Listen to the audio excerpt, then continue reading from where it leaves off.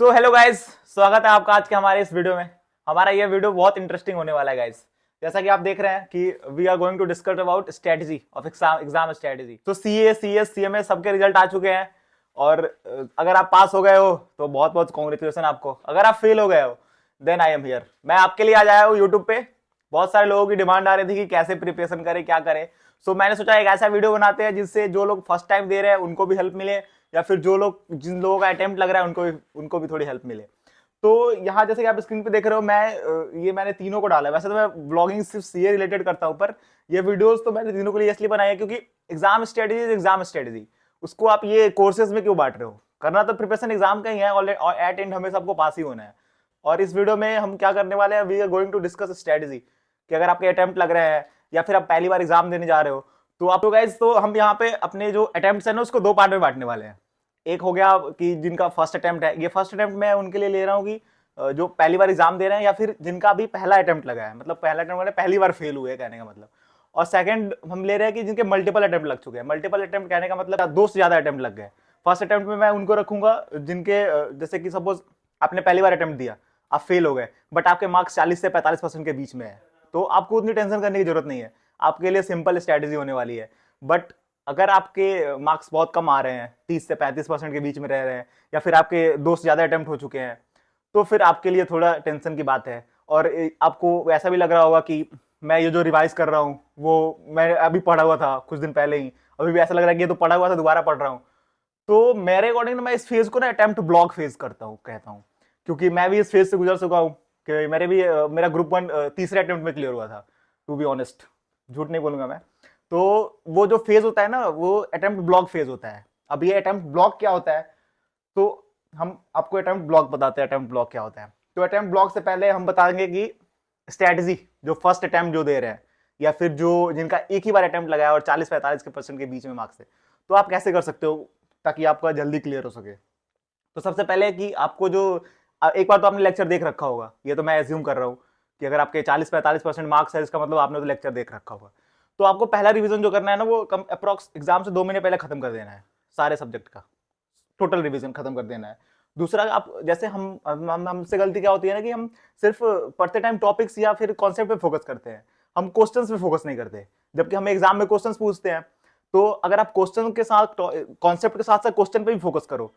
Suppose आपने किसी topic का रिवाइज किया और उससे रिलेटेड आप क्वेश्चन सॉल्व कर लो, जो कि एग्जाम या फिर प्रीवियस ईयर क्वेश्चन हो, या फिर आप स्टडी मैट के क्वेश्चन उठा लो। और हम लोग स्टडी मैट को कुछ ज्यादा ही वो इग्नोर करते हैं कि जो टीचर्स के बुक्स वगैरह होते हैं वो रेफर करते हैं। तो आप स्टडी मैट का क्वेश्चन सॉल्व करो, सारे क्वेश्चन आप सॉल्व करो, आप क्वेश्चन मार्क करो कौन से क्वेश्चन इंपॉर्टेंट है, तो उससे आपको बहुत हेल्प मिलेगी। और in case of theory subject मैं रिकमेंड करूंगा, जैसे थ्योरी सब्जेक्ट की आप रिवीजन कर रहे हो तो आप थ्योरी सब्जेक्ट के केसेस में आप समरी नोट्स बनाया करो। और समरी नोट्स में हम अक्सर ये गलती करते हैं कि हम खुद के लैंग्वेज लिखने लगते हैं। अगर रिवीजन वीडियोस की सपोज के आप बना रहे हो, तो इन केस ऑफ ऑडिट या लॉ कि आप ट्राई करो कि कीवर्ड्स वगैरह लिखो। सपोज कि आप ऑडिट का रिवीजन कर रहे हो और कहीं किसी एक टॉपिक में आ रहा है रीजनेबल एश्योरेंस, मतलब 4 पॉइंट्स है उसमें एक है रीजनेबल एश्योरेंस, तो आप रीजनेबल एश्योरेंस आप समरी नोट्स में उस वर्ड को जरूर इंक्लूड करो, रीजनेबल एश्योरेंस। या फिर सपोज वो मटेरियल में स्टेटमेंट आ रहा है, तो ऐसे जो भारी भरकम से वर्ड होते हैं, सोफिस्टिकेटेड मैनर जो फ्रॉड वाला होता है, तो ऐसे से भारी भरकम सब जो कि हमें फोकस करना होता है। और ये सब के बेसिस पे, ये जो वर्ड होते हैं इनके बेसिस पे हमें एग्जाम में नंबर मिलता है। तो आप रिवाइज करते समय इन सब चीजों पे फोकस कर सकते हो। और मोस्ट इंपॉर्टेंट थिंग कि अगर आप बोथ ग्रुप के लिए जा रहे हो तो आपको कम से कम 2 ऐसे पेपर आइडेंटिफाई करने होंगे जिसको आप एग्जाम कर सको। 2 ऐसे पेपर, अगर आप सिंगल ग्रुप के लिए जा रहे हो तो एक पेपर आपको ऐसे आइडेंटिफाई करना होगा जिसपे आप एग्जाम्पशन ला सको। इससे ये होगा कि वो जो एग्रीगेट का क्राइटेरिया जो आपका रह रहा है 40-45 तो आ रहा है, इसका मतलब आप पास तो हो जा रहे हो, बट आपका दिक्कत हो रहा है एग्रीगेट में। तो एग्रीगेट का क्राइटेरिया कहाँ से फुलफिल होगा, तो आप अगर बोथ ग्रुप के लिए जा रहे हो तो आपको 2 ऐसे सब्जेक्ट चूज करने होंगे जिसको आप एग्जाम कर सको। अगर सिंगल ग्रुप के लिए जा रही हो तो एक ऐसा सब्जेक्ट होना चाहिए जो कि आप एग्जाम कर सको। तो इसके लिए आप कौन सा सब्जेक्ट चूज करोगे, ये दोनों केस में हो सकता है। थ्योरी हो सकता है, अगर आपका थ्योरी स्ट्रांग है तो आप थ्योरी के लिए जाओ, प्रैक्टिकल स्ट्रांग है प्रैक्टिकल के लिए जाओ। पर चूज वो सब्जेक्ट करो जिसमें 40 मतलब 45 से ऊपर मार्क्स है, कि उसमें जैसे या 50 से ऊपर मार्क्स है, ताकि उसको एग्जाम करना ज्यादा आसान है। अगर आप सपोज आपने 30 नंबर वाले को उठा लिया कि आप नहीं मैं इसमें एग्जाम नहीं लूंगा, तो उसके लिए थोड़ी ज्यादा मेहनत करनी पड़ेगी। तो ऐसा सब्जेक्ट उठाओ जिसमें सबसे हाईएस्ट मार्क्स है, अगर एक ग्रुप के लिए जा रहे हो। और 2 ग्रुप के लिए देखो बोथ ग्रुप में से दोनों में से कौन सा ऐसा सब्जेक्ट जिसमें सबसे ज्यादा मेरे मार्क्स आए थे, और उस पर थोड़ा सा ज्यादा एफर्ट लगाओ ताकि वो एग्जाम हो सके। और जैसे आप एग्जाम देने जा रहे हो तो एग्जाम से पहले आपके कम से कम 3 रिवीजन कंप्लीट होने चाहिए। मैं ये मानता हूँ अगर आपके 3 रिवीजन कंप्लीट है और एक लास्ट वाला जो एग्जाम के एक दिन पहले वाला रिवीजन, मोर देन सफिशिएंट हो जाता है। फिर आपको रिवीजन किस लिए करते हैं, ताकि कॉन्फिडेंस रहे एग्जाम में। ऐसा तो नहीं है कि हम रिवीजन करेंगे वो एज इट इज हमें सारा याद रहेगा, नहीं, हमारा कॉन्फिडेंस रहता है कि हाँ सपोज कुछ ऐसे क्वेश्चंस भी आते हैं जो हमने बहुत पहले देख रखा होता है, पर उस कॉन्फिडेंस की वजह से हम क्वेश्चन को सॉल्व कर पाते हैं। तो ये जरूरी होता है। और लास्ट हमारा जो पॉइंट है वो है कि आप समरी नोट्स बनाओ। जैसे कि मैंने आपको बताया कीवर्ड्स वगैरह के बेसिस पे आप समरी नोट्स वगैरह बना सकते हो in case of theory subject. तो ये थी हमारी स्ट्रैटेजी जो फर्स्ट अटेम्प्ट वाले लोग हैं या फिर जिनका थोड़े से मार्क्स से रह गया। तो आप इन सारी स्ट्रैटेजीज को फॉलो करके आप अपना आराम से क्लियर कर सकते हो। और इन केस ऑफ कोई अगर आपको फर्स्ट अटेम्प्ट वाले हो आपको कोई और दिक्कत आ रही है आप कमेंट करो, आई विल रिप्लाई। सो अब आते हैं हम अपने वीडियो के सबसे मेन पड़ाव पे, जिसके लिए स्पेशली मैं ये वीडियो बना रहा हूँ। मतलब जो लोग मेरे जैसे हैं, मेरे जैसे लोग जो अटेम्प्ट पे अटेम्प्ट दे रहे हैं या दे रहे थे, दे रहे हैं ही हो गया आप, जो मेरे जैसे लोग हैं जो अटेम्प्ट पे अटेम्प्ट दे रहे हैं, नहीं क्लियर हो रहा है। तो मैं भी था इस फेज से, मैं भी गुजरा हूँ, तो मैं तो समझ सकता हूँ आपके दर्द या आपके भावनाओं को। तो टेंशन लेने की बात नहीं है, मैं हूँ, मैंने जो किया मैं वही बताऊंगा कि जो मैंने किया, जो मैंने फील किया, जो मैंने गलती कर रहा था वो गलती मैं यहाँ बताऊंगा, आपको वो गलती नहीं करनी है। और जो सिंपल शॉर्ट स्ट्रेटजी बता रहा हूँ फॉलो करो, यू विल क्लियर। और ना क्लियर करो कमेंट में आके बताना, जो मैंने स्ट्रेटजी दी आप फॉलो करो, ना क्लियर करो फिर बताना। तो सबसे पहले मैंने इसमें वो एक वर्ड यूज किया, अटेम्प्ट ब्लॉक। ये अटेम्प्ट ब्लॉक क्या है कि सपोज मेरे जैसे मैं जिस फेज में था ना कि अटेम्प्ट पे अटेम्प्ट लग रहे हैं, नहीं क्लियर हो रहा, मार्क्स वही 40-45 के बीच आ रहे हैं हर बार हर अटेम्प्ट में, ना तो एग्जाम हो रहा है ना पेपर क्लियर हो रहा है, मतलब ना ग्रुप क्लियर हो रहा है ना कोई पेपर एग्जाम हो रहा है। तो इस फेज को मैं अटेम्प्ट ब्लॉक बोलूंगा कि आप अटेम्प्ट पे अटेम्प्ट दे रहे हैं। अटेम्प्ट पे अटेम्प्ट कहने का मतलब कि 2-3 अटेम्प्ट आपने दे दिए। मेरे केस में तो 3 अटेम्प्ट में बजरंग बली की कृपा से निकल गया था, पर इन केस ऑफ आपके केस में ये ज्यादा भी हो सकते हैं। तो अटेम्प्ट पे अटेम्प्ट लग रहे हैं, मार्क्स अच्छे आ नहीं रहे, ना तो एग्जाम हो रहा है ना क्लियर हो रहा है। और सबसे इंपॉर्टेंट चीज की जैसे आप रिवीजन करने बैठते हो तो आपको ऐसा लगता है कि ये टॉपिक तो कुछ दिन पहले ही पढ़ा था मैंने, फिर भी उस आप एग्जाम में आए तो वो क्वेश्चन सॉल्व नहीं कर पाते हो। तो ये जो फेज है ना इसको मैं अटेम्प्ट ब्लॉक फेज बोलूंगा। और इस फेज से कैसे बाहर आना है, तो इस फेज से बाहर आने के लिए ना आप अपने माइंड को ये बोलो कि मुझे कुछ नहीं पता। पहले अपने माइंड को ये बोलना होगा जब आप रिवीजन करने बैठोगे, आपको एकदम फ्रेश माइंड से रिवीजन करना है। मुझे पिछले मैंने क्या पढ़ा था मुझे उससे कुछ फर्क नहीं पड़ता, अब मैं जो पढ़ रहा हूँ ये आज मैं पहली बार पढ़ रहा हूँ, ऐसे पढ़ो। अगर आप ये सोचोगे कि ये तो मैंने पहले पढ़ा था तो आप उस पर कम फोकस करोगे, जबकि आपके 40-45 ही आ रहे हैं, ऐसा तो है नहीं कि आप अच्छा वो स्कोर कर पा रहे हो। तो इसलिए आप उसी में फोकस करो। ये था हमारा अटेम्प्ट ब्लॉक। तो अब अटेम्प्ट ब्लॉक से कैसे बाहर आना है इसके लिए आते हैं हम अपने नेक्स्ट स्लाइड पे। तो अब हम फोकस करने वाले हैं how to clear your attempt block. आप अटेम्प्ट ब्लॉक में फंस गए हो, मैंने बता दिया आपको अटेम्प्ट ब्लॉक क्या है। अगर आप इसी फेज में हो तो समझ लो आप भी अटेम्प्ट ब्लॉक में हो। और अटेम्प्ट ब्लॉक से बाहर कैसे आना है उसके लिए हम अब स्ट्रेटेजी डिस्कस करेंगे। तो सपोज आपका कोई एक पेपर है जिसमें आप 2 अटेम्प्ट दे रहे हो, 3 अटेम्प्ट दे रहे हो, हमेशा 30-40 ऐसे नंबर आ रहे हैं। कोई ऐसे पेपर है जिसमें 25-30 नंबर आ रहे हैं। तो आप ना डिसाइड करो कि क्या इसके लिए मुझे दोबारा से लेक्चर लेने की जरूरत है। डिसाइड करो, आप खुद से पूछो कि ऐसा तो नहीं कि जिस टीचर से मैंने पढ़ा था इररिस्पेक्टिव ऑफ द फैक्ट, कोई सा भी टीचर हो, कि उस मुझे अच्छे से समझ नहीं आया, या फिर उसने क्वेश्चंस वगैरह सॉल्व नहीं कराया, या फिर उसने बताया नहीं कैसे क्वेश्चन लिखते हैं, जिसकी वजह से मेरे अटेम्प्ट लगते हैं। अगर मैं अपने केस में बताऊं तो मैंने जब टैक्स जब पहली बार पढ़ा था तो हमारे जो सर हुआ करते थे, नाम नहीं लूंगा मैं उनका, तो उन्होंने जीएसटी छोड़ दिया था। तो जीएसटी मैंने सेल्फ करी थी, तो जिसकी वजह से मेरे टैक्स में अटेम्प्ट लग रहे थे। तो देन आई डिसाइड कि मुझे क्लास लेना पड़ेगा। तो ये मुझे रियलाइज हुआ सेकंड अटेम्प्ट के बाद। तो मैंने फिर क्या किया, मैंने फिर फास्ट ट्रैक लिया। अब या वन मोर थिंग कि जब अगर आप अपने डिसाइड कर लिया कि आपको क्लास लेना है तो आप फुल फ्लेज लेक्चर के लिए तो बिल्कुल मत जाओ। आप जाओ फास्ट ट्रैक के लिए, एग्जाम ओरिएंटेड लेक्चर के लिए, जल्दी खत्म होगा, उसमें टोटली फोकस होगा एग्जाम पे। तो आप फास्ट ट्रैक लेक्चर के लिए ही जाओ। इनके लॉ केस में हो सकता है, ये ऑडिट के केस में हो सकता है। ऑडिट के केस में भी मैंने दोबारा लेक्चर लिया था, और टैक्स के केस में दोबारा लेक्चर लिया था। इन दोनों केसेस में मैंने दोबारा लेक्चर लिया था। ऑडिट के केस में मेरे 25-26 से ऊपर कभी नंबर नहीं आ रहे थे। देन आई डिसाइड कि मुझे लेक्चर लेना पड़ेगा। फिर मैंने एक अच्छे टीचर से लेक्चर लिया, तो फास्ट ट्रैक ही लिया था ऑब्वियसली, तो वो मेरे फिर ऑडिट एग्जाम हो गया। तो ये ड्रास्टिक इंप्रूवमेंट होता है अगर आप लेक्चर करें। अगर आपको लगता है कि मुझे इस सब्जेक्ट में लेक्चर की नीड है तो आप अच्छे लेक्चर, अगर आपको लेक्चर के जैसे सपोज किसी सब्जेक्ट में दिक्कत आ रही है, अगर आपको जानना है कि कौन सा मैं टीचर से लेक्चर लूँ, आप कमेंट करो, आई विल रिकमेंड, तो आप लेक्चर लो। आप ये पैसे की मत सोचो, क्योंकि अगर आप सपोज कि आप ये जो टाइम स्पैन जो है ना 6 महीने या 4 महीने एज द केस में भी जो भी है, तो वो आप वो वेस्ट कर रहे हो। आप ये कितने कितने ही बचा लोगे यार। सपोज आप एक लेक्चर के लॉ का लेक्चर मैक्सिमम फास्ट ट्रैक 5,000 से ऊपर कोई नहीं जाता किसी भी सब्जेक्ट का हो, तो आप 5,000 रुपये बचा के मतलब क्या ही उखाड़ लोगे। आप अपने पूरे 6 महीने वेस्ट कर रहे हो इस 5,000 के चक्कर में। तो आप अगर आपको लगता है कि आपको नया लेक्चर लेना चाहिए, गो फॉर इट। ठीक, पहला तो मैं ये रिकमेंड करूंगा। दूसरी बात जो आएगा वो हमारा ईगो पे आएगा कि भाई मेरे तो फाउंडेशन में इतने नंबर आए थे, मैं तो बोथ ग्रुप के लिए जाऊंगा। 2 बार से 3 बार से बंदा बोथ ग्रुप दे रहा है, निकल नहीं रहा है, तो क्यों दे रहा है भाई बोथ ग्रुप? जरूरी थोड़ी है कि बोथ ग्रुप देना है, फाइनल में देना बोथ ग्रुप मेहनत करके। अभी जब नहीं निकल रहा तो सिंगल सिंगल के लिए जाओ ना। जैसे हमारे केस में क्या था, पढ़ाई कुछ हुई नहीं थी, फिर भी बोथ ग्रुप देना है। क्यों? फाउंडेशन फर्स्ट अटेम्प्ट में निकला था, अच्छे नंबर आए थे, भाई मैं तो बोथ ग्रुप निकालूंगा। हुआ क्या? बोथ ग्रुप निकला नहीं, एक अटेम्प्ट वैसे ही खराब हो गया। फिर हमने एक एक ग्रुप करके दिया तो फिर क्लियर हुआ एक एक ग्रुप करके। तो आप भी डिसाइड करो कि आप सिंगल ग्रुप के लिए जाओगे या बोथ ग्रुप के लिए जाओगे। तो पहले तो आप ये डिसाइड करो कि लेक्चर आपको लेना चाहिए या नहीं। दूसरा ये डिसाइड करो कि आप सिंगल ग्रुप के लिए जाओगे या बोथ ग्रुप के लिए जाओगे। आपने अब लेक्चर ले लिया, आज अगर आप लेक्चर नहीं लेना चाहते हो तो उसके लिए हम थोड़ी देर बाद डिस्कस करेंगे कि आपके लिए भी सॉल्यूशन है मेरे पास, टेंशन ना लो। अब डिस्कस करते हैं। आपने लेक्चर ले लिया, तो जब लेक्चर ले लिया है तो आप लेक्चर को सिंसियरली पढ़ो और अपने साथ एक समरी नोट्स बनाओ। और ये समरी नोट्स का बहुत इंपॉर्टेंट रोल है, ये मैं बताने वाला हूँ कहाँ। आप इस समरी नोट्स बनाओ, उस जो भी थ्योरी केस में है तो थ्योरी केस में, प्रैक्टिकल केस में क्या हो सकता है, आप जो फॉर्मूलाज वगैरह आते हैं तो, या फिर कोई एडजस्टमेंट वगैरह अकाउंट के केस में है तो आप नोट कर लिया करो अलग से समरी में।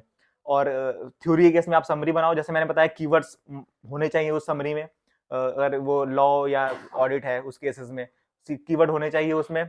और दूसरी आप क्या कि वही सेम केस के आपको 2 पेपर ऐसे आइडेंटिफाई करने पड़ेंगे जिसमें आप एग्जाम कर सको, अगर बोथ ग्रुप के लिए जा रहे हो, और एक पेपर अगर सिंगल ग्रुप के लिए जा रहे हो।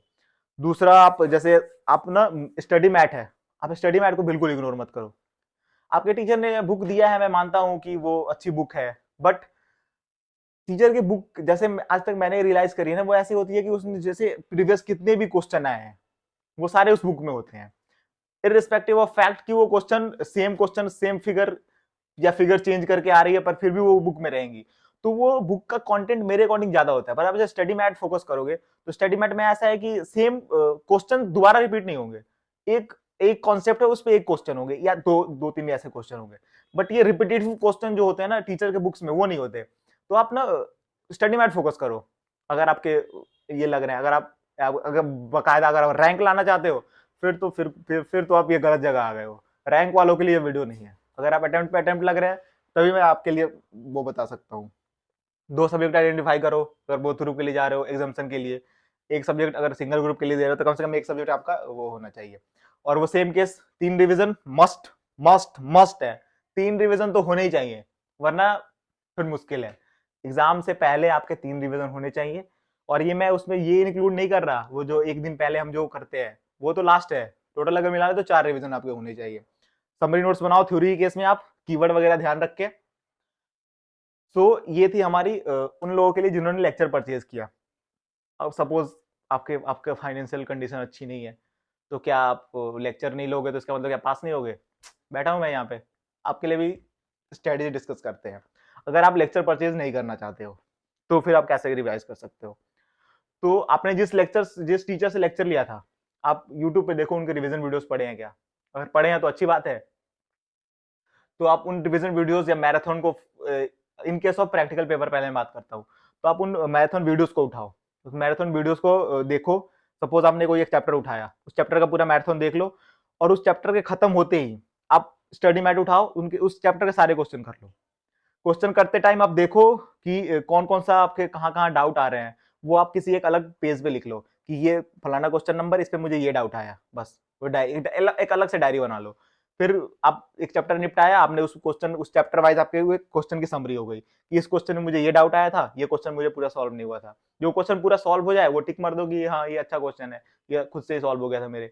पर जिस क्वेश्चन में आपको डाउट आए वो आप अलग नोट करके रखो। ये काम आने वाला है आपके लास्ट डे रिविजन पे। एक तो आपकी समरी नोट्स जो आप बना रहे हो वो, दूसरा ये जो क्वेश्चन की जो क्वेश्चन समरी बोल लो या जो बोल लो, ये आपके काम आने वाले 2 चीजें। उसकी हम आगे वीडियोस में बात करेंगे। और ये जो 3 रिवीजन वाला क्राइटेरिया है, ये तो आप क्लास लो ना लो आपको करना ही पड़ेगा, ठीक। और जिस जिस जो सब्जेक्ट आपके बहुत कम मार्क्स आ रहे हैं, आप उन पे ज्यादा फोकस करो। आप उन पे फोकस करने से क्या कर सकते हो आप, जैसे सपोज कोई वीडियोस आप ढूंढो यूट्यूब पे बहुत सारे टीचर पड़े हुए हैं कि जो ऐसे फ्री में लेक्चर डालते हैं सब्जेक्ट से रिलेटेड। कुछ का टीचर्स के लिंक डाल दूंगा अगर डिस्क्रिप्शन में, अगर मुझे मिले तो आप उन टीचर को रेफर कर सकते हो। और उन टीचर को रेफर करना तो आप पूरे लेक्चर मत देखना उनके। सपोज कि आपका किसी एक चैप्टर आपका अच्छा है, तो आप वो चैप्टर फोकस करो जो आपका वीक है उस सब्जेक्ट में। पूरे देखने बैठोगे फिर आपको उसमें टाइम मिलेगा नहीं कि आप दोबारा पूरा देखने बैठ रहे हो। तो उसी चैप्टर को उठाओ जिस चैप्टर आप हमेशा छोड़ के जाते हो, तो आप इस बार वो चैप्टर भी उठा लो। तो वो चैप्टर आप वहां से देख लिए, बाकी चैप्टर आपका अच्छा हो रखा है, तो आपके ये पूरे अच्छे से रिवीजन हो जाएगा। और ये जो मैंने क्वेश्चन की समरी बताई कि आप क्वेश्चन लिख रहे हो, इस क्वेश्चन में मुझे ये दिक्कत आई थी, क्वेश्चन, ताकि ये लास्ट रिवीजन के दिन काम आ सके। समरी नोट्स आप बनाओ थ्योरी केस में प्रॉपर कीवर्ड के साथ, जैसे कि मैंने बताया। उसके बाद आप वो ये एग्जाम्पशन वाला तो मैं बोलता हूँ कि आप अगर निकालना है ग्रुप तो एग्जाम्पशन चाहिए, क्योंकि वो 50-50-50 सब में लाना थोड़ा मेरे अकॉर्डिंग तो वो थोड़ा पॉसिबल नहीं लगता है अगर आपके अटेम्प्ट लग रहे हैं तो आप कोई ऐसा एक पेपर चूज करो जो कि जिसमें आप एग्जाम कर सको, वेदर इट इज थ्योरी और प्रैक्टिकल, जो आपके अकॉर्डिंग आपको जो अच्छा लगता हो। तो आप ऐसे कैसे आइडेंटिफाई करोगे, वही सेम क्राइटेरिया, अगर आपके जिस पेपर में सबसे ज्यादा मार्क्स आ रहे हैं, इसका मतलब उस पर आपकी ग्रिप अच्छी है, तो आप उसको एग्जाम आसानी से कर सकते हो, तो उसको उठाओ, आप उसको एग्जाम करो। तीसरी चीज जो है, आप स्टडी मैट पर टोटली फोकस करो, जैसा कि मैंने आपको बताया रिवीजन करते टाइम कि रिवीजन कर रहे हैं स्टडी मैट के सारे क्वेश्चन, आपके स्टडी मैट के सारे क्वेश्चंस लिख के सॉल्व होने चाहिए। आप भले वो टीचर की बुक छोड़ दो, पर स्टडी मैट के सारे क्वेश्चन आपके लिख के सॉल्व होने चाहिए। उसमें प्रॉपर जो क्वेश्चन आपसे सॉल्व नहीं हुए वो अलग नोटिंग होनी चाहिए कि मुझसे ये क्वेश्चन सॉल्व नहीं हुआ, आप उसके सॉल्यूशन देखो, ये रीजन था इसकी वजह से सॉल्व नहीं हुआ, नो लिख के रखा हुआ है मेरे पास। जब मैं रिवीजन करने बैठूंगा तो मैं ये नोट उठाऊंगा कि ये क्वेश्चन थे जो मुझसे सॉल्व नहीं हुए। इसके बारे में हम आगे बात करेंगे। और ये जो 3 रिवीजन है वो प्रॉपर होने चाहिए, इन एनी केस 3 रिवीजन होने ही चाहिए। तो ये थी। और अब हम डिस्कस करेंगे, जैसे हमने वीडियो में शुरू से बोल रहे हैं 3 रिवीजन करना चाहिए, तो ये भी तो बताओ 3 रिवीजन करें कैसे। तो अब आते हैं वीडियो के लास्ट में, ये 3 रिवीजन हम करें कैसे। सो आते हैं कि हमारा जो 3 रिवीजन है वो किस किस पार्ट में कैसे कैसे होने वाला है, इस पर भी डिस्कस करेंगे हम। तो हमारे चैप्टर या लेक्चर जो भी है वो कंप्लीट हो चुका है, अब हम रिवीजन करने बैठ रहे हैं। इसको आप ये इंटरप्रेट मत करना कि हम पढ़ने बैठ रहे हैं, नहीं, हमने पढ़ लिया है, अब हम रिवाइज करने बैठे हैं। तो रिवाइज करेंगे, हमारा फर्स्ट रिवीजन होगा। तो हम फर्स्ट रिवीजन जो है, अगर आपने शुरू में समरी नहीं बनाई है, क्योंकि सपोज मैं मानता हूँ आपने सिर्फ लेक्चर देखा, टीचर ने जो नोट्स लिखाया आपने वो नोट किया, या फिर आपने रिवाइज किया तो समरी बनाना रह गया, तो आप जब रिवाइज करने बैठ रहे हो तो ट्राई टू मेक समरी। और मैं रिकमेंड करूंगा, अगर आप इनकेस ऑफ थ्योरी पेपर अगर आपको दिक्कत आ रही है, क्योंकि मुझे भी थ्योरी में दिक्कत आती थी पहले, तो आपने लिख के रिवाइज किया करो, कोई कोई इंपॉर्टेंट जो टॉपिक्स है उसको लिख लिया करो। लिखने से ये होता है कि दिमाग पे थोड़ा ज्यादा इम्पैक्ट पड़ता है और फोकस अच्छा होता है लिखते टाइम, कि आप जैसे आप सपोज आपने एक बार पढ़ा और आप उसको लिख रहे हो, तो लिखने से एक बार तो पढ़ लिया, दो बार रिवाइज हो जाता है। और इससे मतलब कि ऐसा ऐसा होता है कि आपको वो कॉन्सेप्ट मतलब फिट हो जाता है दिमाग में अगर आप लिख, क्योंकि मेरे अकॉर्डिंग तो ये होता है, मैं कुछ भी रिवाइज करूं वेदर इट इज प्रैक्टिकल और थ्योरी। इनफैक्ट अगर मैं वो FR का भी रिवीजन कर रहा हूँ, तो मैं उसके जो कॉन्सेप्ट होता हूँ कि वो पेन डाउन तो मैं पूरा तो नहीं करता। सपोज जैसे कोई इंपॉर्टेंट जर्नल एंट्री है, उसको एक बार लिख लो अगर क्वेश्चन सॉल्व नहीं कर रहे हो तो ये इंपॉर्टेंट है। और ये थ्योरी केस में भी है कि आप वो कीवर्ड के अकॉर्डिंग समरी बना सकते हो। दूसरा मैं ये बताऊंगा, जब दोबारा रिवीजन करने, पहली बार तो तुमने सॉल्व कर लिया, जब दोबारा रिवीजन करने बैठ रहे हो तो सारे स्टडी मैट के क्वेश्चन लगा लो जो आपने वो इंपॉर्टेंट टिक किए थे। आप अगर इंपॉर्टेंट टिक करना भूल गए सपोज, तो आप फर्स्ट रिवीजन में वो क्वेश्चन इंपॉर्टेंट टिक कर लो कि ये क्वेश्चंस मेरे इंपॉर्टेंट है। ये काम आएंगे हमारे सेकंड और थर्ड रिवीजन में, कि हमने पहली बार सॉल्व किया टोटल क्वेश्चन, एक चैप्टर में 20 क्वेश्चन है, 20 में से 10 क्वेश्चन थे जो मेरे से नहीं बने, वो मैंने लिख लिया, ये क्वेश्चन है, इसमें ये क्वेश्चन में ये दिक्कत आ रही थी, ये सारा हमें फर्स्ट रिवीजन में मेरा क्लियर हो जाएगा। अगर आपने पहले ही कर रखा है तो वेल गुड, आपको ये करना, ये दोबारा करने का टाइम नहीं मिलेगा, फिर आप सीधा सेकंड रिवीजन में पहुंच सकते हो, फिर आपको सेकंड रिवीजन का टाइम ऑफ स्पैन बढ़ जाएगा। तो और जो ये क्वेश्चंस किया है ना कि अब वेदर इट इज थ्योरी और प्रैक्टिकल, कि आप क्वेश्चन प्रैक्टिस करना इज मोर इम्पोर्टेंट मेरे अकॉर्डिंग, कि हम सिर्फ कॉन्सेप्ट पढ़ के चले जाते हैं एग्जाम देने। तो आप फर्स्ट रिवीजन से ही ट्राई करो कि मैं क्वेश्चन एक आधा डेली थ्योरी के एक क्वेश्चन लिख लूँ, एक ऑडिट का क्वेश्चन या लॉ का क्वेश्चन एक प्रॉपर लिख लूँ, और उसको फिर मैच करूँ स्टडी मैट के आंसर से कि कितना मैच हो रहा है उसके अकॉर्डिंग। क्योंकि अगर आप टेस्ट सीरीज लेते हो तो फिर इस बेटर, पर अगर आप टेस्ट सीरीज नहीं लेते हो फिर कोई नीड मेरे अकॉर्डिंग तो जरूरी नहीं है। अगर आप क्वेश्चन खुद से लिख लेते हो और खुद देख लेते हो कि हाँ मैंने ये कॉन्सेप्ट या ये आंसर सही लिखा है, या फिर मैट से अगर मिला के कि वो कीवर्ड आ रहा है या नहीं जो मैट में आ रहा है, या फिर वो स्टेप आ रहा है या नहीं जो मैट में आ रहा है, या फिर वो सेक्शन वगैरह सेम, तो फिर आप खुद से इवेल्युएट कर सकते हो। और मेरे अकॉर्डिंग अगर आपको खुद से इवेल्युएट करना आ गया तो फिर आपको कोई टेस्ट सीरीज या फिर कोई गाइडेंस की जरूरत नहीं पड़ती। तो ये थी हमारी फर्स्ट रिवीजन, हमारी कंप्लीट हो गई। और फर्स्ट रिवीजन कंप्लीट होने के बाद हमारे पास क्या रहा, हमारे पास है एक समरी नोट, हमारे पास है एक क्वेश्चन की वो गाइड की जिसमें हमें हर चैप्टर वाइज हर सब्जेक्ट के अलग से एक डायरी बना रखी है, उसमें हमने चैप्टर वाइज क्वेश्चन मार्क किया हुआ है कि ये क्वेश्चन इंपॉर्टेंट है, ये क्वेश्चन मेरे से नहीं बना। ये हमारा फर्स्ट रिवीजन पे रेडी हो रखा है। Now we move towards our second revision. Second revision में हम फर्स्ट रिवीजन में हमने ये कहीं बात नहीं करी कि ये इंपॉर्टेंट चैप्टर है ये वीक चैप्टर है, हम फर्स्ट रिवीजन में पूरा चैप्टर रिवाइज करेंगे। सेकंड रिवीजन में हम मार्किंग स्कीम पे देखेंगे कि सपोज कि इस चैप्टर से ज्यादा मार्क्स के क्वेश्चन आ रहे हैं तो हम इस पे ज्यादा फोकस करेंगे। एबीसी एनालिसिस हर टीचर डालता है, अगर आपको नहीं मिल रहा या फिर आपको पता नहीं है कि कौन कौन से चैप्टर से कितने मार्क्स से क्वेश्चन आते हैं, तो एग्जाम से पहले टीचर्स क्या करते हैं, वो एबीसी एनालिसिस डालते हैं कि ए कैटेगरी में कौन से चैप्टर है, बी कैटेगरी में कौन से चैप्टर है, सी कैटेगरी में कौन से चैप्टर। तो जो ए और बी कैटेगरी वाले चैप्टर हैं तो इन पे आप ज्यादा फोकस करो, सी को छोड़ के तो बिल्कुल नहीं जाना। सी को भी रिवाइज करना है बट ए और बी करने के बाद तो आप उसके अकॉर्डिंग आप रिवीजन इसका कंप्लीट करो।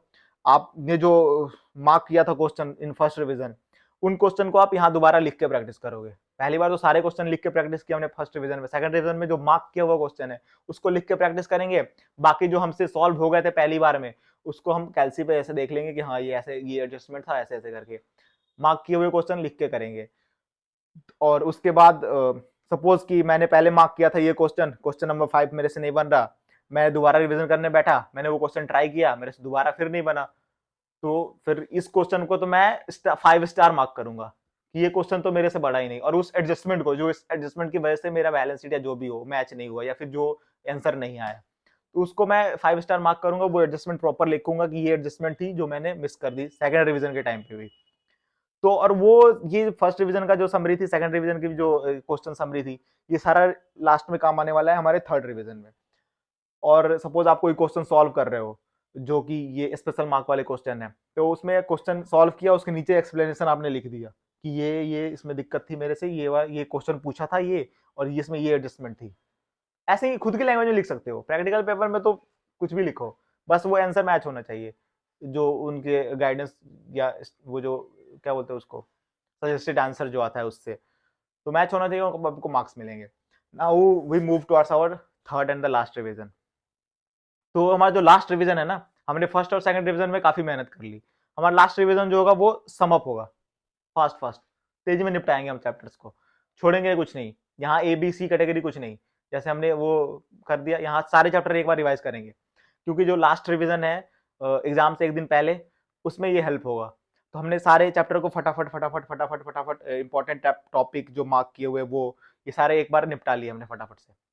तो इससे फिर ये होगा कि हमारा जो हमने समरी बनाई थी उस पर फोकस करके क्वेश्चंस वगैरह देख लिए एक बार, कि जो सारा जो हमने पहले मेहनत कर रखा था वो अब ये थर्ड रिवीजन में हेल्प होने वाला है।